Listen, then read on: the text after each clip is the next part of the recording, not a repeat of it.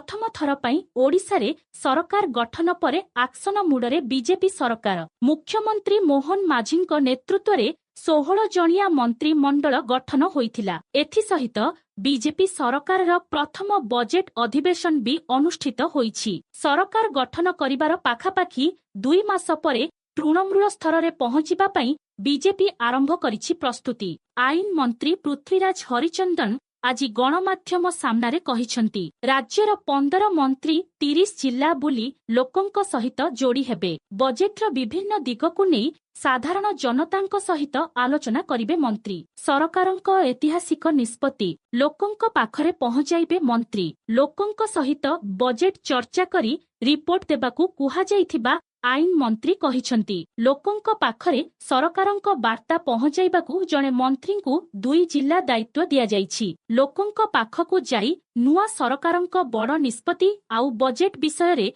लोकंकू मंत्री कहिबे। मंत्री माने जिल्ला गस्त करिबे। बजेट र भिन्न दिग बाबदरे साधारण लोकंक सह चर्चा ओ आलोचना करिबे। एहाकू नेई योजना होइछि। सरकारंक विभिन्न योजना लोकंक सह जोड़िबा पई संगठन सेई भूमिका निर्वाह करिबो। जनहितकारी निष्पत्ति सरकारी स्तर रे हेबो। एभली निष्पत्ति होई सारिछि। मंत्री माने 2टी लेखाए जिल्ला गस्त करिबे। सरकार जेउ ऐतिहासिक निष्पत्ति नेइछंती सेही निष्पत्ति गुड़िकू लोकंक पाखरे पहुंचाइबा पई संगठन जेउ योजना करिछि मंत्री माने सेथिरे सामिल हेबे बोली आईन मंत्री कहिछंती।